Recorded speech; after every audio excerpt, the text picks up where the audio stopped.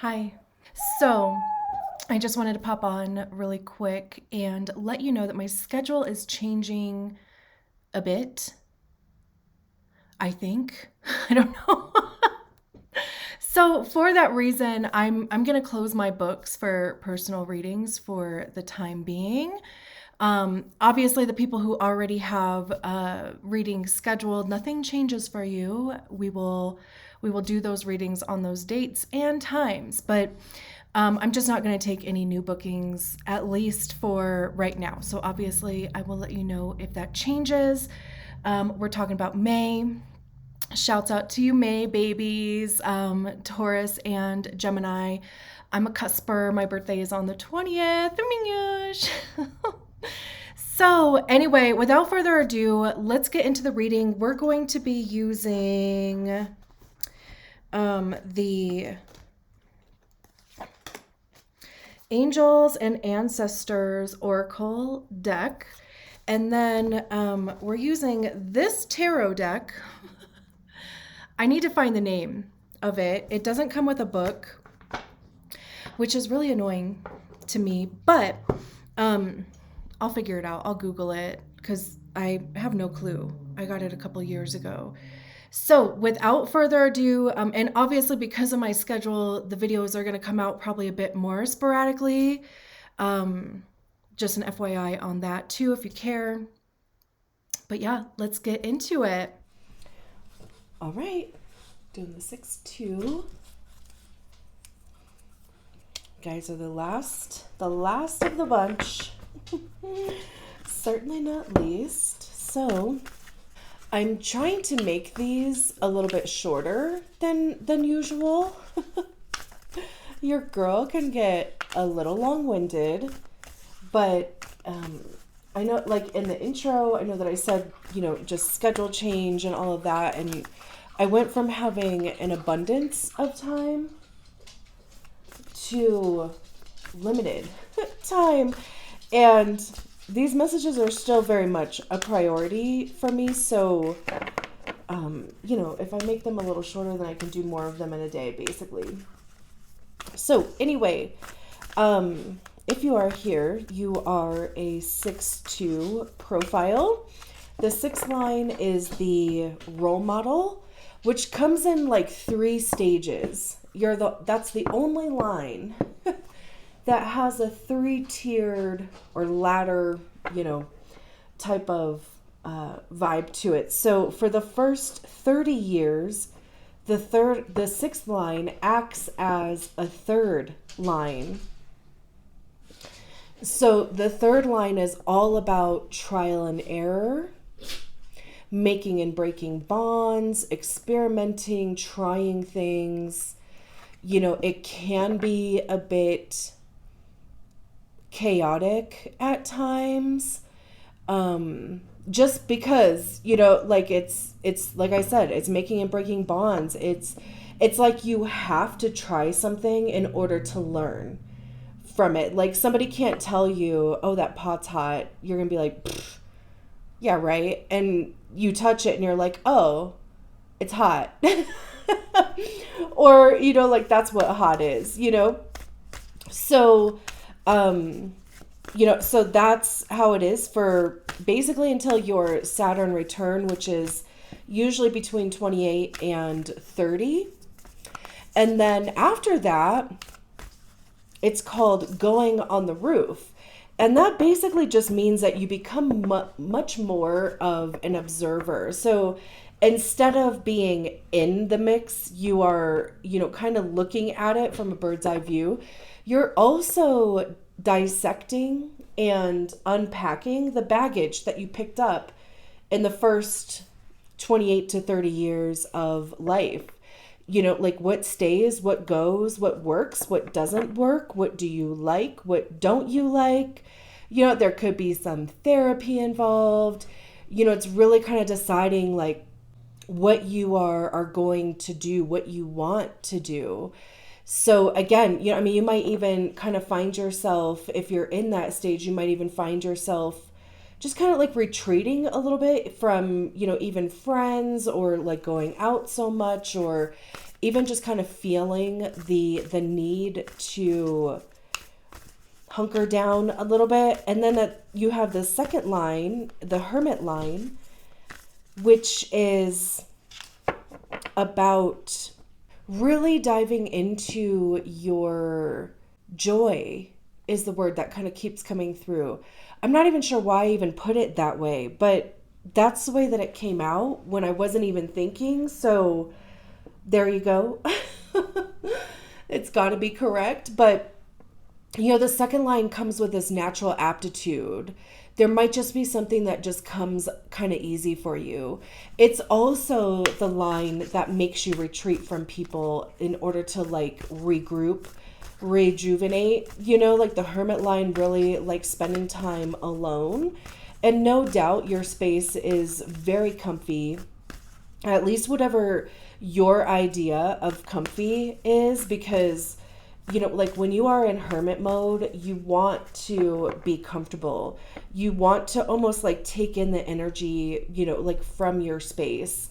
So no doubt, whether that's your living room, your bedroom, if you have a dedicated sacred space, if it's your office, no doubt that it's comfy for you. Very, however you want it set up. And if somebody comes in and changes it, you might get pissed. What else do I want to say about that? I don't think I finished. Okay, so with the sixth line, I don't think I finished it. So, hello. Okay, so the first stage from, the time you're born until about 28 to 30, you're out there trying things. From, about 30 to 50, you're up on the roof, unpacking, observing. And then after 50, you come off of the roof, full role model. And that doesn't necessarily mean that you're just out there, talking on stages and being motivational or whatever. You could be if you want to, absolutely. But it's more so about living by example. People might seek you out or ask for advice for how do you live the life that you live? And then at that point, you can share with them your experience and what kind of got you. Is this only one card? Yeah. And what kind of got you into the lifestyle that you're in. Maybe you do want to share your life, on a grander scale by writing or speaking or in some capacity, something like that. So that stage is after about the age of 50. Okay, that is officially it, I think. Ooh, we haven't seen this card yet. We have Lord, take charge with authority. Very Emperor vibe, especially with these rams back there. That's Aries. I wonder if it's supposed to have a Jesus type of thing. I'm thinking Lord. It kind of looks a little, although he's way too white, but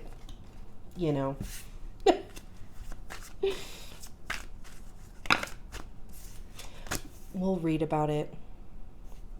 We have the Eight of Pentacles, the Four of Cups, the Ten of Cups, lovely.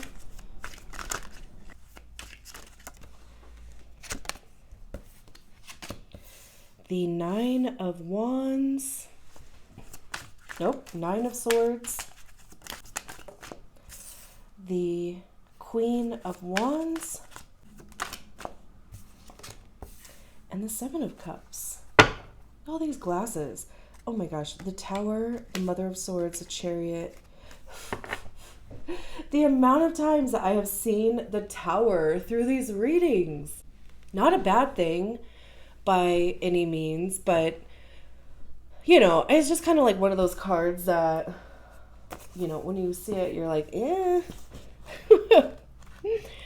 Let's see. What does the Lord say?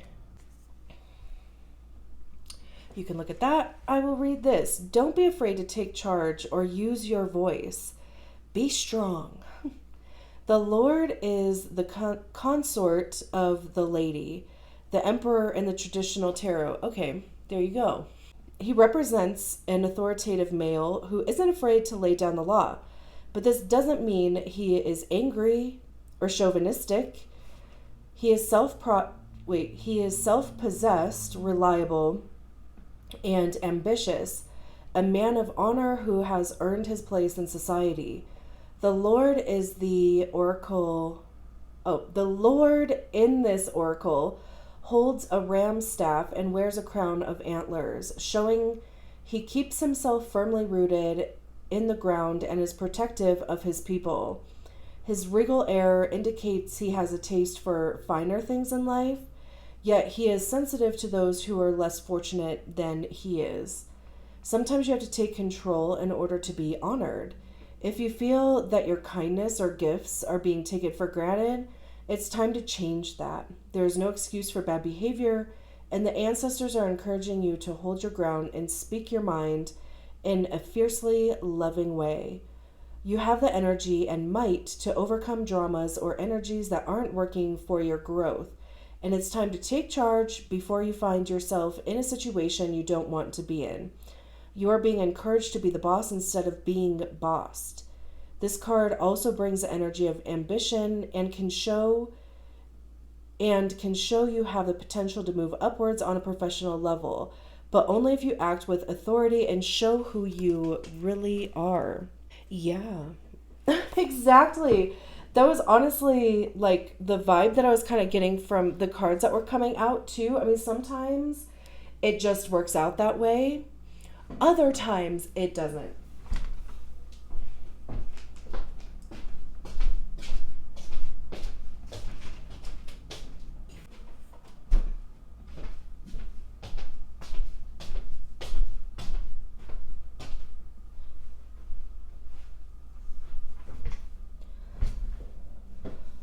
So we start with the Eight of Pentacles, and the Eight of Pentacles is about work. It doesn't necessarily have to be like professional work. It can be, of course, it's Pentacles, but it is about what you are putting your time, your attention, your like resources, your physical body, like what you are actually doing. So Pentacles do have to do with our money, how we get it, how we save it, how we spend it. It's our time, physical body, it's our home. It's literally anything tangible that we can see, anything that has value. And when we get to the Eight of Pentacles, it's about the practice. It's about repetition. And it's also about understanding that those things are required in order to get good at something. Or even to discover something that you're good at is like what's coming through. Because we have this bee here, and there's this like little window here to the universe.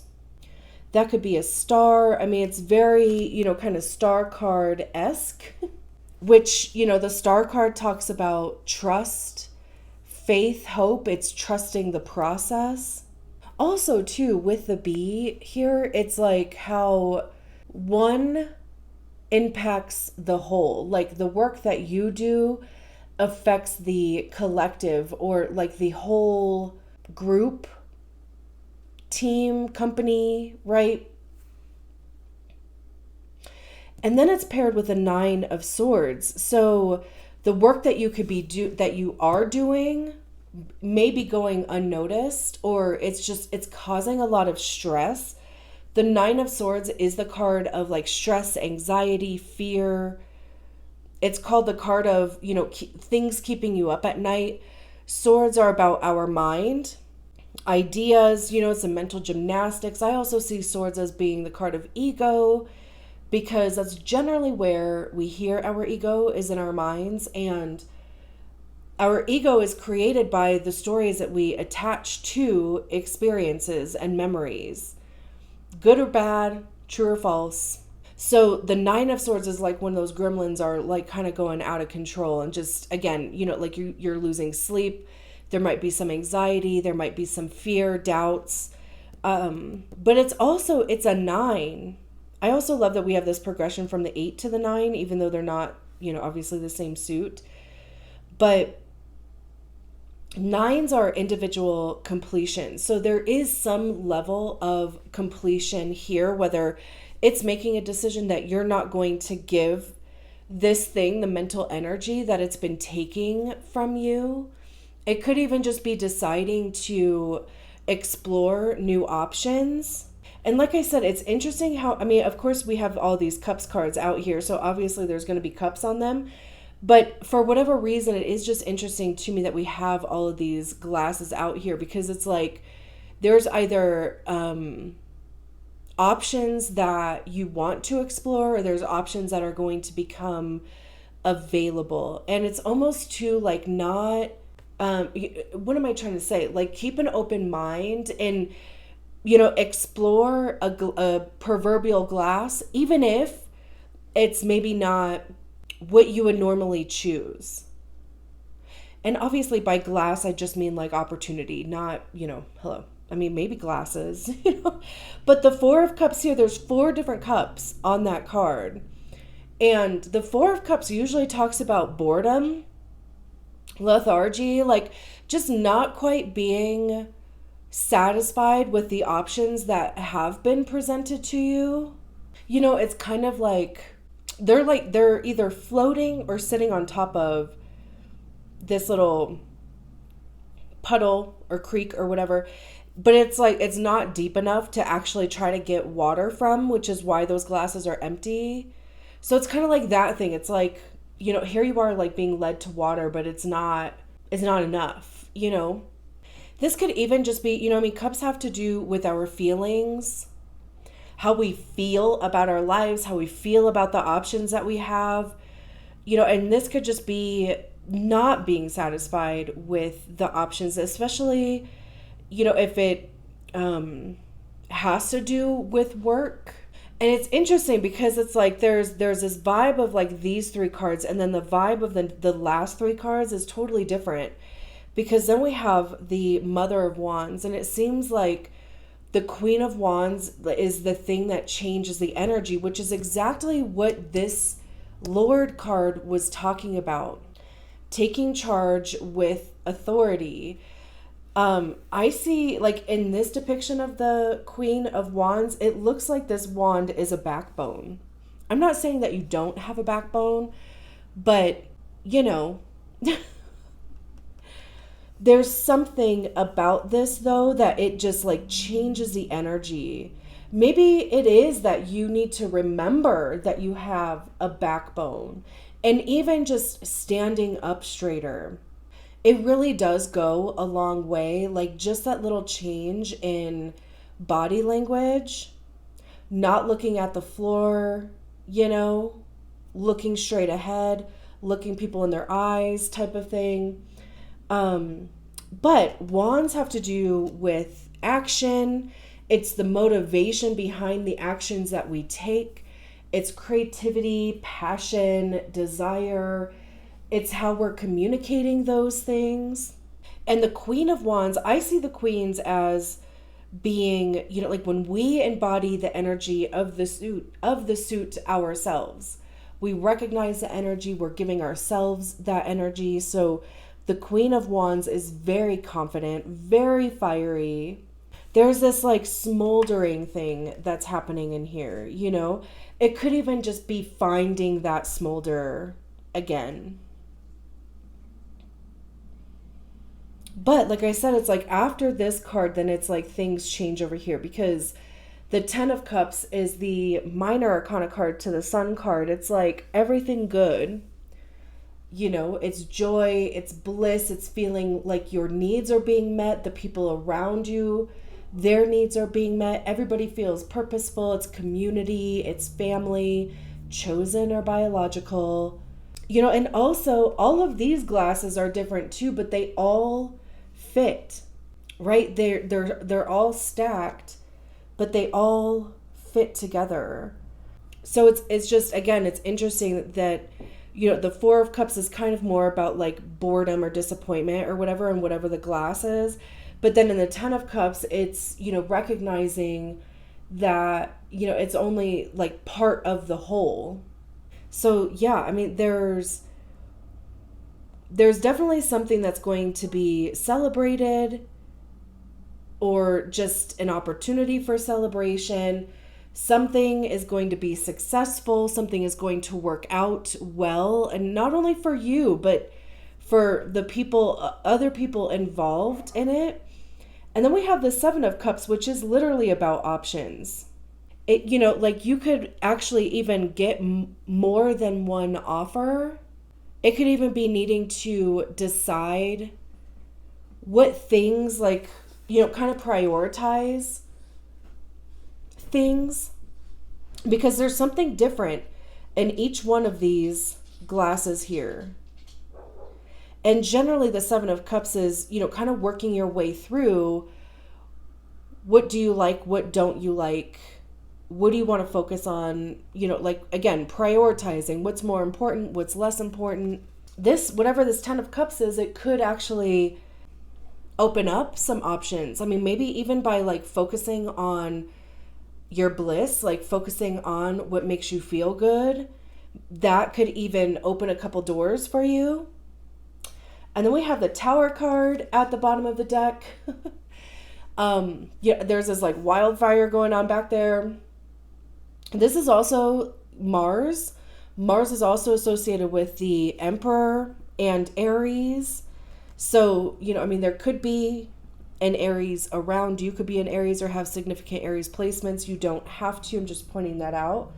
The Tower card is about sudden upheaval. It's, belief systems crumbling, identities crumbling. It can be a bit dismantling if there's any type of resistance to it. But really, like, the purpose of the Tower is to clear out what is no longer serving you, whatever that is. It could be relationships, it could be jobs, it could be, like I said, belief systems, thought patterns, behavior patterns, timelines, even, like closing out timelines. And the purpose of that is to free up all that energy that is not serving you and allow for there to be space and opportunity for energy that is going to serve your highest good to come in. So, it's not something that's like long lasting, it's, kind of just like it happens, like you lose your job, or you break up with a partner, or, something along those lines. And then we have the Queen of Swords or behind the Tower card. The Queen of Swords is like, no bullshit. They're going to see right through to the truth of the matter. The Queen of Swords is also, very logical, thinking things through on a logical plane, seeing the truth of a situation, intelligence, clarity. We have the Chariot, which is Cancer.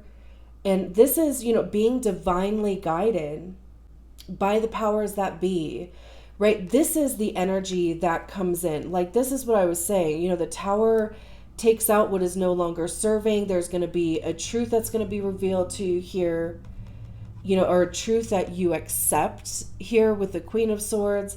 And then it's like things start moving forward because the Tower took out whatever was no longer serving, so that the Chariot could come in and move you forward.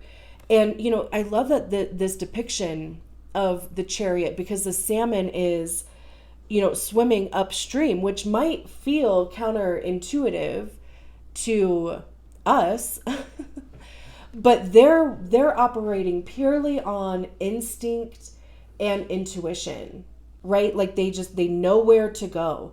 So even if something seems a bit counterintuitive, or you just don't quite understand the direction that you are being taken in, there's this level of, like trust and surrender that goes into the Chariot. And then we have the Son of Cups, which is an offer.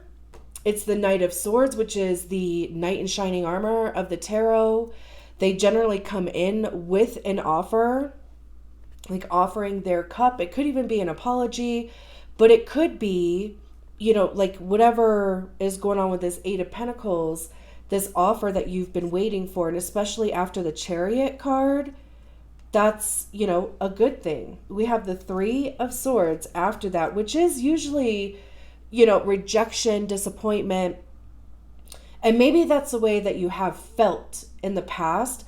But I love how on this card does not feel like that, because there's a sword going through this hourglass. So it's kind of like it has this feeling to me of ending a cycle of disappointment or rejection, because literally the glass is being broken. So it's like there's no more possibility for, like those thoughts or feelings. And I love that it's coming after the Knight of Cups too, because again, there feels like this finality thing there to it, like finally getting an offer that you feel is in alignment with your skill level. We have the the King of Cups, highest expression of the suit, emotionally mature, clear in their emotions too. This is a card of Pisces. We have the Three of Wands, which is, we have this portal here. Again, like I was saying way back here with that Chariot card, it may, if it may kind of change courses for you, because the Three of Cups is after, and the Three of Cups talks about celebration and support from others. So there might just be like kind of this brand new journey that you are embarking on through all of this.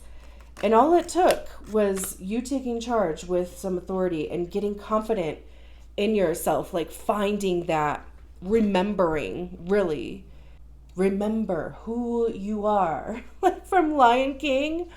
Anyway, okay, I'm going to leave it there. Thank you so much for allowing me to read your cards. I will talk to you soon. Bye.